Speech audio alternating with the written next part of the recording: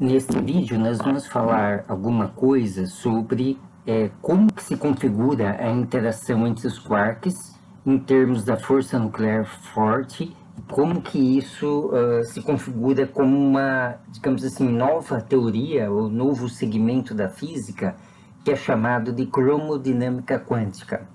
Bom, por que o termo cromo, né? Cromo vem da palavra cor, né? Então,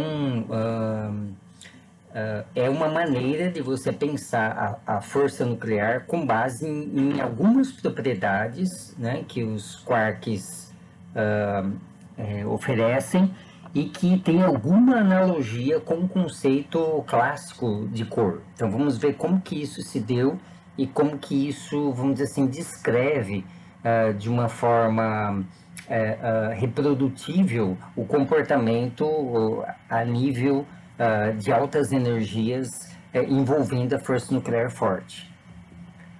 Bom, vamos fazer inicialmente algumas considerações com relação à massa dos objetos quânticos envolvidos, né?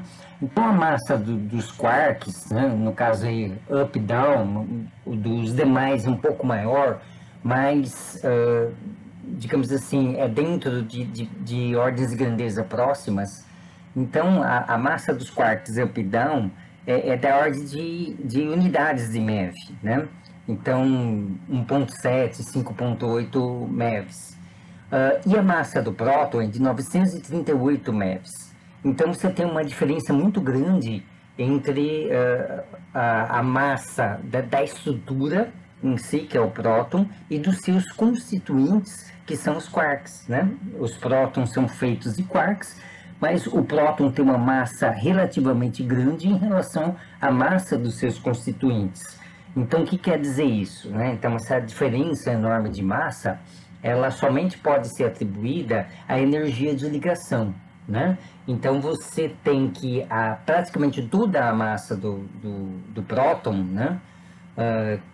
Digamos assim, quase 90% da massa do próton, em torno disso, é devido à energia de ligação, ou seja, a intensidade da força que une os quarks lá dentro. Então, é por isso também que a força forte é chamada de forte, né? Então, você tem que praticamente toda a massa do próton se deve a essa força, né? Enquanto que a força fraca, ela tem essa denominação, né, em contraste, porque ela é fraca demais para proporcionar estruturas. Então, enquanto a força forte ela é capaz de unir elementos, né, como os quarks, para a formação de estruturas como próton, nêutron, né, os hadrons de modo geral, a força fraca ela não tem esse papel de constituir estruturas. Você não tem estruturas, né, junção de objetos quânticos elementares que formam um objeto quântico, digamos assim, não fundamental, né? Então, o papel da força prática é outra, né? Ela age mais no decaimento e transformações de objetos quânticos do que propriamente em formar estruturas, né? Mas há um resultado muito importante com relação à maneira com que os quarks estão ligados dentro do próton, dentro do nêutron, porque é possível fazer experimentos de espalhamento com elétrons de alta energia, por exemplo, pode ser outros objetos quânticos, como muons, por exemplo, mas com elétrons de alta energia se consegue ver alguma estrutura dentro dos prótons e dos nêutrons, né?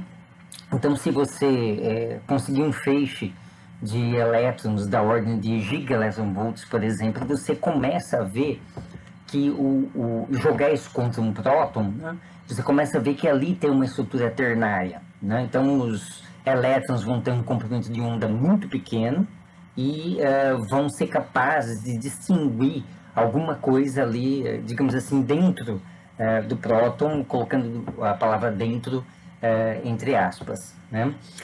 De qualquer forma, como o próton não é um objeto quântico fundamental, elementar, ele há sentido em você atribuir a ele um raio, né? Então, o próton tem um raio, o nêutron tem um raio, que é o contrário do elétron. O elétron não tem tamanho. O tamanho não é uma propriedade atribuível ao elétron, mas o próton e o nêutron sim, porque ele é formado de partículas elementares. Não tem sentido você atribuir o conceito de tamanho para o quark, né, que ele se apresenta como um objeto quântico fundamental, mas para o próton sim, né? E nesses experimentos de espalhamento profundo, você consegue ver algumas coisas. Então, os resultados que você obtém do espectro de ângulos de espalhamento dos elétrons permite você concluir que, além do próton ele ter uma estrutura ternária, né, e esses elementos que estão ali dentro, que são os quarks, eles se comportam como se eles fossem partículas livres ali dentro, né? Mas eles estão encerrados numa região em que você precisaria de uma energia muito grande, né, para você, digamos assim, separar esses quarks. Depois a gente vai ver que nesse processo você não consegue visualizar os quarks não podem se apresentar como objetos independentes, né? Então a gente vai ver por que isso, tem uma explicação bastante lógica para isso, né? Mas de qualquer forma, efetivamente os quarks eles não conseguem sair de dentro do próton e lá dentro eles se comportam como partículas livres. Então isso significa que do ponto de vista do potencial, né, que une os quarks ali dentro do próton, você teria como que um poço infinito, né? Um poço quadrado infinito, ou seja, uma região em que o potencial é zero dentro do próton e próximo às bordas do próton você teria uma parede muito alta, né? Representando, digamos assim, uma dificuldade muito grande dos quarks saírem do próton, né? Bom, então você tem que explicar isso e descrever as propriedades dos quarks de maneira compatível com esse resultado experimental. Mas vejam bem, dentro do próton, você tem dois quarks up e um down, né? Vamos pensar nessa configuração em termos do princípio de exclusão de Pauli. Então, nós sabemos que esses três quarks não podem ter os mesmos números quânticos, né? Porque os quarks são férmions, eles têm spin semi-inteiro, né? Então, eles não podem ter exatamente as mesmas características quânticas, né? Então, o fato de você ter um quark up e down, eles já se diferenciam pelo seu sabor, né? Sabor é se é up, se é strange, se é down, bottom. Então, eles se diferenciam em relação a isso. Aí, você tem dois quarks iguais dentro do próton, que são os dois quarks up. Eles podem se diferenciar pelo seu spin, né? Um com spin para cima, outro com spin para baixo. Notem que como eu estou considerando, né, como resultado experimental que o potencial é zero ali dentro, eles não se distinguem pelas suas energias, né? Todos têm energia zero, vamos dizer, ali dentro, né? Então, eu não tenho níveis de energia, não existe um espectro de emissão de alguma coisa devido aos quarks assumirem diferentes níveis de energia dentro do próton. Não existe isso, né? Todos estão no nível zero de energia ali dentro, né? Mas, de qualquer forma, no caso do próton, eu posso obedecer o princípio de exclusão, tendo o quark down, que já é diferente, e os dois quark up, um com o spin para cima, outro com o spin para baixo. Então, obedeceria o princípio de exclusão. Contudo, há objetos quânticos que são compostos de três quarks de mesmo sabor, né? Então, é possível, existe um objeto quântico que é constituído de um quark up, de três quarks up. Então, como que eu poderia obedecer o princípio de exclusão nesse caso, né? Então, todos têm a mesma energia, não posso distingui-los pela energia, todos têm o mesmo sabor, todos são quark up, e o spin me daria a diferenciação entre dois deles, né? Eu posso ter dois com spin para cima e com spin para baixo, ou dois com spin para baixo e um com spin para cima, mas mesmo assim eu teria dois com os mesmos números quânticos. Isso não pode ser pelo princípio de exclusão, a menos que o princípio de exclusão tivesse um limite de validade, mas não. Então, pensando nisso, esse foi um dos motivos pelo qual se atribuiu uma nova característica para os quarks, ou seja, vamos acrescentar um novo número quântico, uma nova grandeza quântica aos quarks, e essa grandeza vai ser a cor do quark. Né? Mas por que cor? Por que vamos chamar de cor? Então, veja bem, se eu tenho 3 quarks up, possivelmente eu teria 3 cores diferentes. E tem que ser de tal forma, veja bem, a cor ela faria o papel que a carga faz no caso da força eletromagnética. Então, a cor seria o equivalente para a força nuclear forte, a carga para a força eletromagnética. Então, eu teria que pensar em alguma forma de que um quark com uma cor ele estaria sujeito a uma intensidade relativamente alta de força, mas quando eu junto 3 elementos, quando eles convivem no mesmo espaço, isso deve se anular de tal forma que a força dentro do próton é nula. Então eu tenho um potencial igual a zero, uma energia potencial nula ali dentro. Então, nesse caso, os quarks podem se comportar como partículas livres ali dentro. Então, por isso que foi pensado num esquema de cores.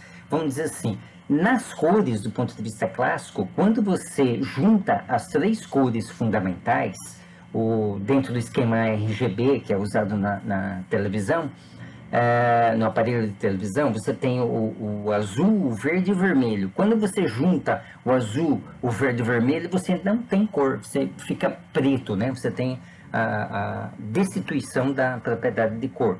Então, os construtores da cromodinâmica quântica, em particular o Murray Gell-Mann, que foi o principal nome, ele pensou dessa forma, teria que ser alguma propriedade que tivesse 3 valores diferentes, e quando você juntasse esses 3 valores diferentes, desse um resultado próximo do nulo. Né? Então, daí a ideia de que você teria a cor como um atributo quântico dos quarks, uma nova propriedade dos quarks. É lógico que esse conceito de cor na mecânica quântica, na física de altas energias, não é o mesmo da cor clássica. Não significa que o quark tem uma cor que você poderia olhar para ele e ver ele colorido. Não, não é isso. Apenas foi usada a palavra cor como uma analogia para você lembrar de algumas propriedades, né, que são análogas ao caso clássico, né? Mas não tem sentido falar em cor do ponto de vista clássico, cor como nós a percebemos para objetos quânticos, né? Então, cor é um efeito óptico. Então, isso não é possível numa escala de tamanho tão pequeno, né? Porque ela seria a nossa sensibilidade com relação à chegada de fótons, né, no nosso aparelho visual, com diferentes comprimentos de onda. Né? Então, não é isso, não é a mesma coisa, apenas uma analogia, mas essa analogia vai ser, vamos dizer assim, levada avante para a gente poder entender algumas propriedades dos quarks e dos objetos quânticos que são, vamos dizer assim, constituídos por quarks, e também qual que é a dinâmica da reação entre objetos quânticos. Bom, então, a função de onda que descreve os objetos quânticos sujeitos à força nuclear forte, né, em particular os baryons, por exemplo, você teria uma parte da função de onda que é relativa ao espaço, né? Isso aqui é solução da equação de Schrödinger no caso de abordagem não relativística, né? Em alguma situação não relativística, então isso coincidiria com a solução da equação de Schrödinger. Lembre-se que a equação de Schrödinger é muito limitada, ela só dá parte da função de onda, ela não consegue determinar a função de onda toda. Ainda você teria a parte do spin, né? Então você multiplica a componente spin única da função de onda. Depois você teria o sabor, sabor que é relacionado se é up, se é down, se é bottom. E além disso, vamos acrescentar aqui a componente da cor, né? Então, essa é uma nova propriedade quântica que vamos ter que admitir, como admitimos outras, né? Como o isospin e etc., né? Número bariônico. Agora vamos admitir a cor também como vamos dizer assim, um atributo quântico, né? Mas aí vocês podem perguntar, mas aqui não teria que ter a componente da função de onda para o número bariônico, para o spin, etc. Sim, mas no caso dos quarks constituintes de objetos quânticos, todos vão ter o mesmo valor, né? Então não está sendo explicitado aqui. Bom, vamos às cores. Então, nós teríamos, dentro do esquema RGB, 3 cores fundamentais, que seria o vermelho, né? Ou R, porque é red em inglês, o verde, que é o G, que é green em inglês, e o azul, que é o B, blue em inglês. E além dessas 3 cores fundamentais, nós vamos ter também as anticores, porque quando você tem um quark up, por exemplo, você pode ter um anti-quark up, né? E esse quark up, ele poderia ter uma anticor, né? Então, nós temos também as 3 anticores. E as 3 anticores recebem uma analogia também de acordo com as cores clássicas, né? Ou seja, qual que é a cor complementar àquela que estou me referindo. Então, nós temos o cian, né, que é o anti-vermelho. Então, no esquema de cores clássicos também o anti-vermelho é o cian. Nós temos o anti-verde, que é o magenta, né? E nós temos o anti-azul, que é o amarelo, né? Então, essas são as cores complementares do esquema de cores, né? Clássico, que nós levamos também agora para o âmbito quântico. Bom, os objetos quânticos podem ter cor, então, né? Em particular, os quarks têm cor e todos os objetos quânticos que são formados por quarks vão ter cor. Contudo, é estabelecido que somente os objetos incolores é que podem ser detetáveis. Então, eu consigo detectar o próton porque ele não tem cor. Então, isso significa que os 3 quarks que estão no próton tem que ter cada cor, cada um deles uma cor diferente, para que a junção das 3 cores dê um resultado incolor, né?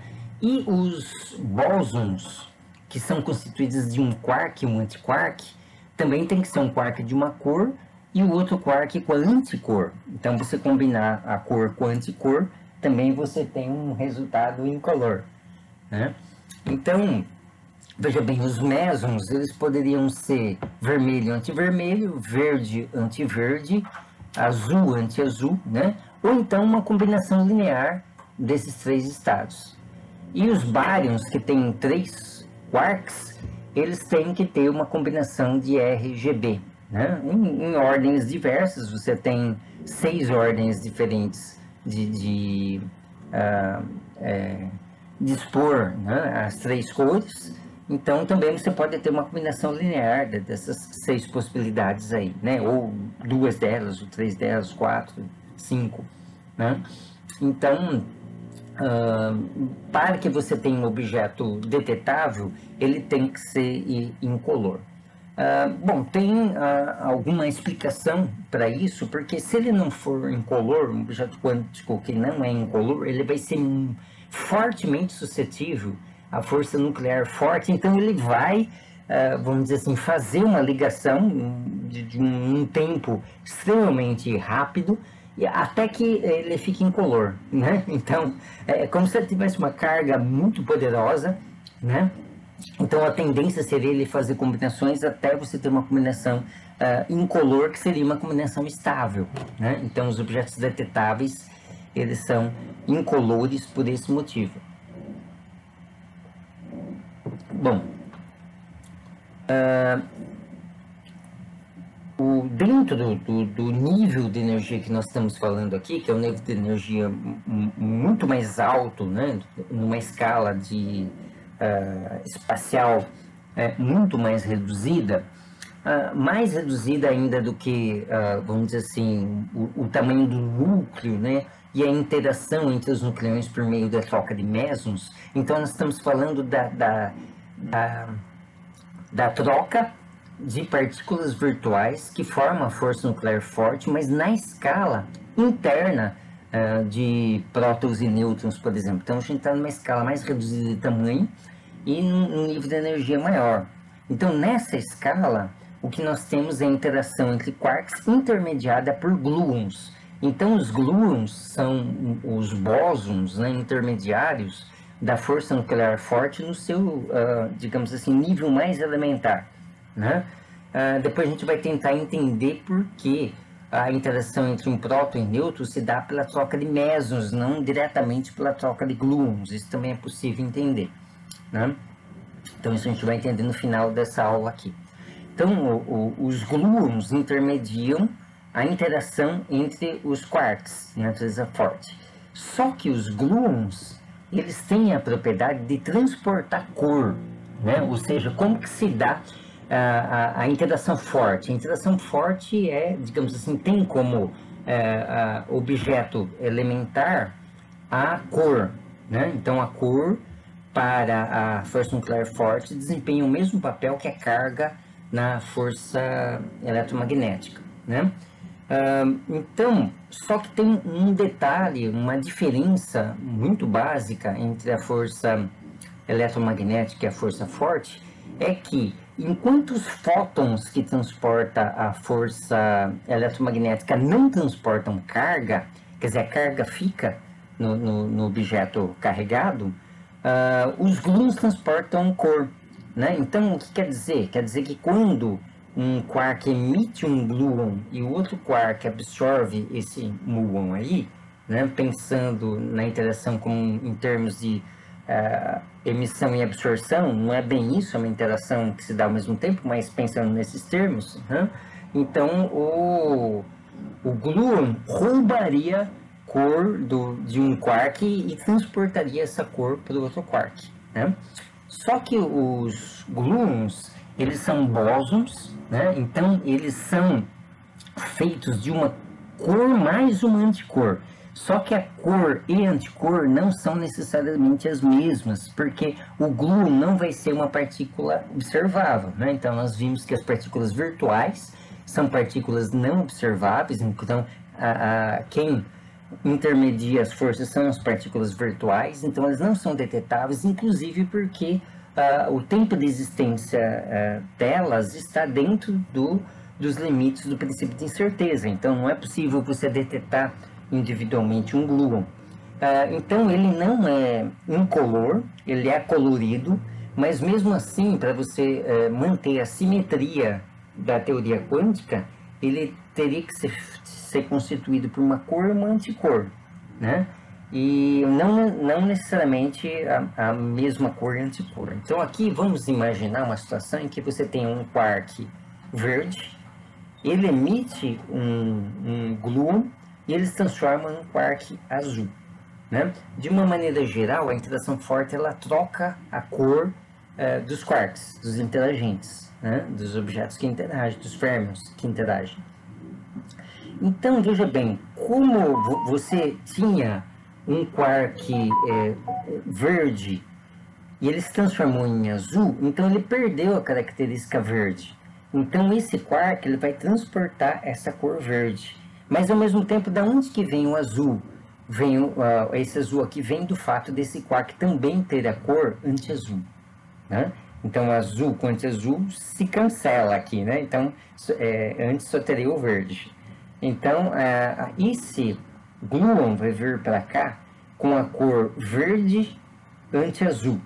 Então, na hora que ele vai interagir com o outro quark, digamos que esse quark seja o azul, como ele tem um anti-azul, o azul se aniquila e esse quark vai ficar verde. Então, de certa forma, o que acontece? Ele transporta a cor verde de um quark para o outro e reciprocamente o azul do quark final para o quark inicial. Então ele faz com que os quarks, ao interagirem, troquem de cor, né? Então isso digamos assim, a dinâmica da interação nuclear forte.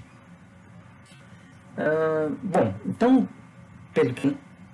pelo que nós vimos, a interação forte não pode mudar o sabor dos quarks.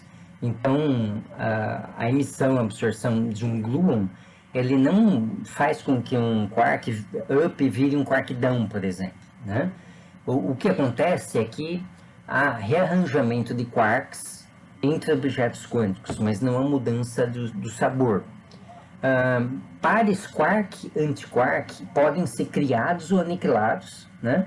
Em exata analogia com a criação e aniquilação de pares elétron-pósitron. Então, eu posso ter um quark up e um anti-up e se aniquilam, né?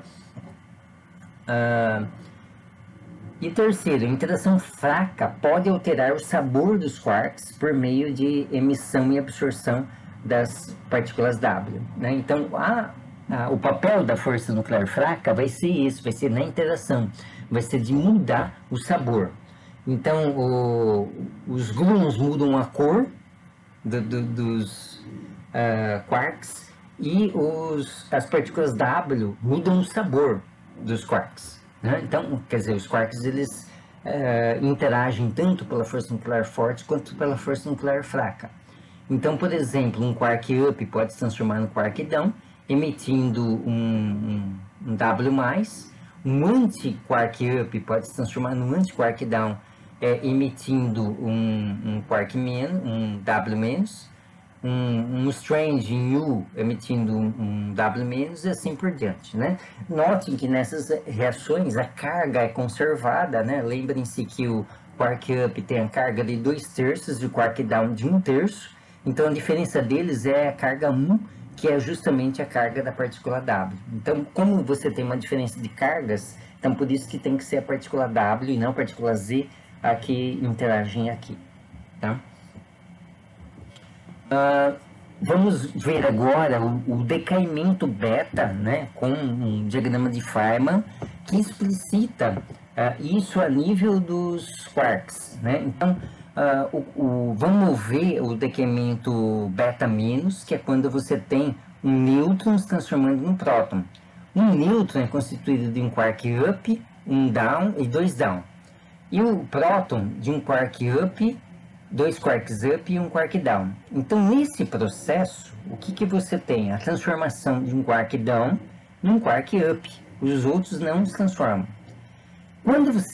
Então, você está mudando o sabor desse quark aqui. Quando você muda o sabor, você tem a emissão de uma partícula W, né? Então, W-. Nós já tínhamos visto atrás que no decaimento beta, uma partícula W-, né, é emitida, portanto, isso está sendo intermediado pela força fraca, né? Mas essa partícula W, ela decai num elétron e num antineutrino. Então, esse é o esquema, vamos dizer assim, em termos de diagrama de Feynman, do decaimento beta-. Aqui o decaimento do meson K, como um outro exemplo, né? A gente está vendo. O meson K+, é constituído por um quark up e um anti-strange. Então, o que acontece? Esse quark up ele vai ficar imutável, ele não vai acontecer nada com ele, né? Mas aqui nós estamos vendo o decaimento do meson K em 3 pions, em 3 mesons π. 2 mesons π+, e um meson π-. O meson π+ é um quark up e um anti-down, aqui também, né? E o π- é um quark down e um anti-up. Então, o que acontece?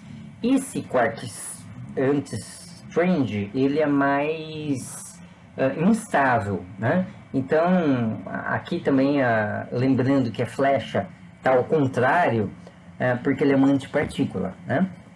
Então, esse anti-quark strange, ele muda de sabor, ele se torna um anti-quark up, né? E com isso emite uma partícula W+. E a W+, ela decai num quark up e um quark anti-down, né? E esse quark up, ele possivelmente saia daqui com uma energia, possivelmente não, ele sai daqui com uma energia relativamente alta e ele emite um gluon em função disso. E esse gluon, então, na emissão do gluon não há mudança do sabor desse quark, né? Apenas ele perde energia e muda de cor, né? Mas a cor não está sendo explicitada aqui. Então ele emite um gluon e esse gluon decai num par down-anti-down, né? E esses quarks eles se rearranjam, né? Dessa forma, que dá uma estabilidade maior para eles, em termos de 3 pions, né? Então, note que um quark up e um quark down separadamente, eles teriam cor e interagem muito fortemente com o entorno, né? Então, ele vai procurar algum outro quark que tenha cor complementar a ele para poder se ligar, né? Ou em 2, né? Procurando a sua anticor, ou em 3, procurando as outras cores que vão dar a sua complementação de tal forma a formar uma estrutura incolor, né? Então você teria esse esquema. Então, aqui de outra forma, né? Aqui outros exemplos, você tem um anti-meson D que decai para um meson K+. Então, nesse processo, você tem a mudança de um antiquark charme para um antiquark strange, né? Com isso é emitido uma partícula W-, e essa partícula W- decai num anti-up e um quark down, que é o 1p-, né? Aqui o decaimento de outro anti-meson D, mas o positivo, né? Que decai num K-, P+, e 2p+, né? Quer dizer, uma das possibilidades de decaimento dele. Então, você tem esse esquema aqui de transformação, né? Então, a gente vê aí também uma coisa que tinha sido observado antes e que se atribuiu a propriedade de estranheza a partículas que interagem com as duas forças, né? Então, é o caso dessas transformações aqui. Você tem a atuação da força fraca também, né? Embora eles sejam mesons. Bom, como coloquei antes, né, os gluons transportam cor, né? Aqui tem um esquema assim, só para entendimento. Então, nesse lado daqui, nós temos possibilidades do que pode acontecer nesse processo de mudança de cor dos quarks com a emissão do gluon, né? Então, aqui, por exemplo, nós temos um quark vermelho, que ele deixa de ser vermelho e passa a ser azul.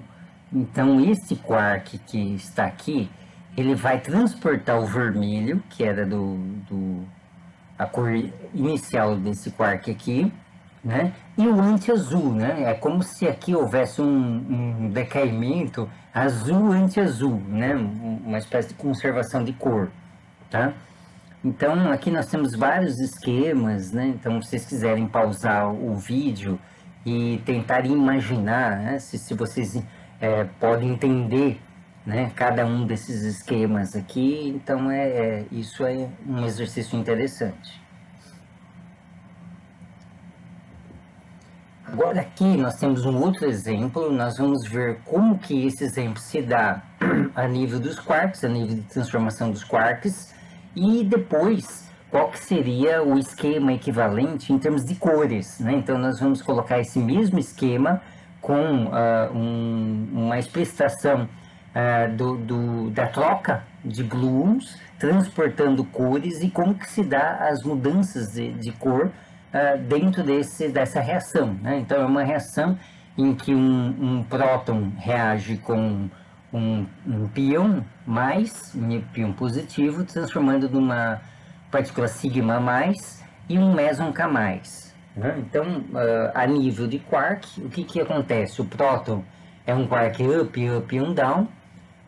O P+, é um quark up e um anti-down, né? Eu peço perdão pela qualidade da imagem, né? Foi o máximo que eu consegui. Mas aqui, quando você mistura, você tem uma aproximação muito grande entre esses dois objetos quânticos, esse quark down ele pode se aniquilar com o quark anti-down. E no processo, né, você mantém os ups invariáveis, você tem a criação de um par quark strange e anti-strange. Né? Então você tem um rearranjamento de quarks, né? E de energia, na verdade, porque isso só pode acontecer com um nível de energia alto, né? Então a energia da interação próton e pion, que vem da energia cinética deles, por exemplo, tem que ser suficientemente alta para ter energia para a criação da massa do quark strange, do seu par, né? Então, para um dado nível de energia suficientemente alto, isso vai acontecer. E há uma redistribuição aqui dos quarks que vai ser dado pela composição de cores, né? Você tem que ver quais são as possibilidades de formação de estruturas não coloridas, incolores, né? Então você tem aqui um quark up, um quark anti-strange formando o meson K, e um up e um strange formando a partícula sigma. E agora o mesmo esquema do ponto de vista de cores, né? Então aqui nós temos novamente que o próton é constituído de dois quark up e um down, o P+ de um up e um anti-down, o sigma de dois up e um strange, e o meson K de um up e um anti-strange. Então você tem trocas de mesos ao longo de todo o processo. Então, por exemplo, esse meson up ele pode ao longo do processo ir mudando de cor, né? Então aqui, por exemplo, inicialmente ele era um up vermelho, ele passa a ser um up azul, né? Aqui você tem trocas de cores no quark down, né, até a aniquilação, mas você tem que ter no processo todo um princípio de conservação de cores, né? Então, por exemplo, aqui, vamos imaginar aqui nesse texto, você tem um quark up verde e aqui um vermelho, né? Então, o vermelho vai ser transportado de cima, digamos assim, cima entre aspas para baixo, aqui vai ficar vermelho, e o verde daqui para cá. Então você teve, mas assim, transporte de cor, né? Então aqui o quark up é azul, então esse azul vai ser transportado aqui para baixo. Então reparem que para haver uma aniquilação, eu tenho que ter tanto o sabor relacionado ao antissabor, né? Então down com anti-down, mas a cor relacionada com anticor também. Não posso haver aniquilamento sem que eu tenha uma cor e uma anticor. Então aqui um azul e um anti-azul. Então esse azul apareceu aqui porque houve troca de gluons, né? Esse amarelo apareceu aqui porque anteriormente houve troca de gluons até atribuir um amarelo, né? Aqui quando você tem o aniquilamento. Sem um par cor-anticor, você não teria o aniquilamento, os quark down e anti-down continuariam sendo down e anti-down, você não teria a transformação. Você só pode ter esse tipo de transformação se você tiver no meio aí aniquilamento, né? E aqui da mesma forma, aqui alguma coisa foi transportada daqui para cá, de tal forma que conservou também a cor, né? Então você tem aqui um quark strange azul e aqui um quark anti-strange anti-azul, né, que seria o amarelo, tá? Então, não vou colocar todos os detalhes, mas você teria que ter um esquema de transformações de cores desse tipo para você explicar a reação como um todo, né? Então, vou pegar aqui mais um exemplo, ó. Aqui nesse caso, você tem o amarelo, né, que é o anti-azul. Ele vai, esse glue, sempre penso o glue indo de cima para baixo para a gente ter um raciocínio. O anti-azul vai encontrar o azul e vai aniquilar o azul, né? Contudo, esse quark aqui, ele é azul anti-verde. então ele vai transportar o verde aqui para baixo, né? Por quê? Porque esse antiverde que vai dar essa cor magenta aqui, porque você pegou o anti-azul e extraiu dele o azul e anexou o antiverde, né? Porque aqui o gluon vindo para baixo ele está com anti-verde, como se o antiverde estivesse indo para cima e o antiverde é o magenta, né? Então essa cor aqui desse anti-strange é o G barra, né?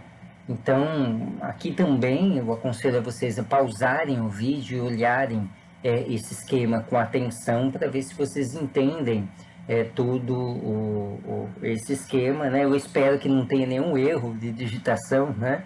Caso contrário, vamos dizer assim, vai ficar difícil para vocês entenderem, mas eu tomei um certo cuidado para que isso não acontecesse, né? Então, digamos assim, um exemplo, né, bastante interessante, um exemplo tirado também do Crane, né? O Crane, só que o Crane, o livro é em preto e branco, então ele faz um esquema de símbolos representando as cores, é bem mais difícil de visualizar, então eu tive todo o trabalho de estar montando essa figura com esse esquema de cores um pouco mais claro, né? Um pouco mais fácil de se ver, né? Então esse é o panorama da cromodinâmica quântica, o que acontece em termos de cores, né? Então cor é uma coisa que se conserva e pode ser transportada, digamos assim, de um objeto quântico para outro pelos gluons. Bom, então aqui temos algumas concepções artísticas, né? Então é lógico que não é assim, o quark ele não vai ser esférico, né? Não é uma bola rígida esférica, ele é uma nuvem de probabilidade também, mas é uma nuvem de probabilidade colorida, né? No que a mecânica quântica nos permite dizer que é a cor, né? Então ele aqui, quando você tem um próton, um nêutron, que são partículas observáveis, cada um dos quarks constituintes tem que ter uma cor diferente, do contrário, não daria o incolor, né? Não daria uma estrutura estável que é possível ser observada como uma partícula real. Então aqui você tem, digamos, a troca dos gluons, né? Lembrando que os gluons sempre são representados como molas, né? Também não quer dizer que eles tenham esse formato ou que exerçam uma força parecida com a força elástica de uma mola. Não, não é isso, né? É apenas uma representação da interação, tá? Não tem nenhuma analogia com a mola clássica, tá? Então, ali dentro você, na verdade, tem uma mistura de cores, né? Não é que essa cor está confinada numa esfera, essa outra cor em outra esfera, não. Você tem lá dentro uma mistura de cores, né? Então, lembrem-se que os três quarks lá dentro se movimentam como se estivessem livres, então isso significa que as cores estão espalhadas lá dentro do próton, então estão, vamos dizer assim, não confinadas em subesferas, né? Então você tem uma mistura de cores lá dentro de tal forma que o todo dá incolor, né? Aqui tem outra figura de um quadro abstrato que poderia representar um campo de cores ou um campo da cromodinâmica quântica, né? Um campo nuclear forte, né? Lembrando novamente, nunca é demais a gente repetir que não são cores de verdade, né? É um análogo para uma propriedade quântica, mas é uma propriedade que ela, digamos assim, ela tem uma certa distribuição espacial, né? E, vamos dizer assim, isso aqui seria um análogo a um campo de cores, né? Que pode estar impregnando o interior de um objeto quântico, né? Ou então até o próprio exterior, na interação, né? Em tempos curtos de interação entre objetos quânticos, com que você teria a manifestação da força nuclear forte nesse nível de energia. Para fechar essa aula, né, esse vídeo, vamos falar um pouquinho da dinâmica dos quarks e do fato de que a própria teoria prevê que os quarks não são possíveis de serem observados individualmente. Quer dizer, Eu não consigo observar um quark qualquer separado, né, isolado de outros quarks, né, digamos assim, interior do objeto quântico que os hospedam, né? Então, vamos pensar em termos de linhas de força, como que se dá a interação entre os quarks. Mas vamos primeiro relembrar como que seria a interação de duas cargas, né? Então, vamos usar as cargas como uma fonte de raciocínio. Então, quando você tem duas cargas de sinais opostos, você tem as linhas de força que vão estabelecer uma interação atrativa entre eles, né? Então, aqui a gente tem um desenho de como que seriam essas linhas de força, né? Então, as linhas de força são mais concentradas aqui no meio, entre eles, né? Onde você tem uma interação mais forte, e menos concentradas aqui numa região que se distancia mais.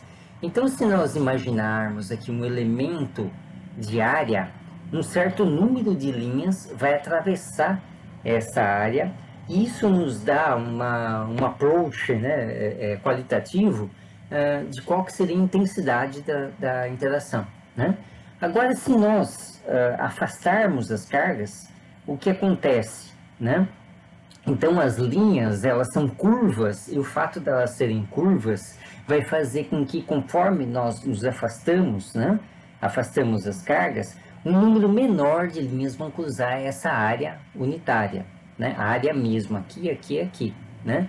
E quanto mais afastarmos as cargas, um menor número de linhas vai atravessar essa área. Então, isso é uma representação útil para a gente entender que a intensidade da interação vai diminuir com a distância entre as cargas, né? Então, particularmente na força eletrostática, nós temos que a intensidade da interação vai diminuir com a distância ao quadrado, né? Então, a gente pode ver isso através de imaginando quantas linhas de força vão atravessar uma área unitária, né? E, de fato, quanto mais distantes as cargas estiverem, uma menor quantidade de linhas vai atravessar essa área unitária.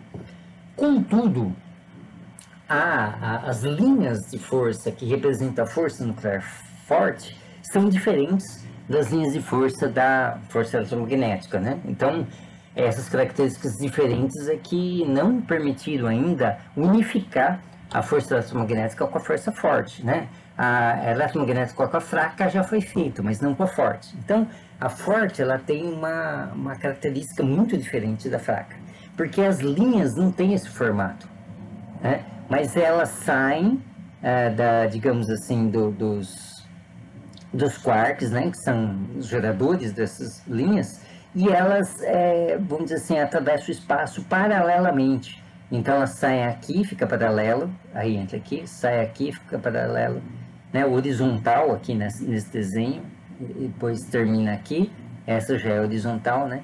Então, esse trecho que passa através da área unitária são linhas horizontais, né?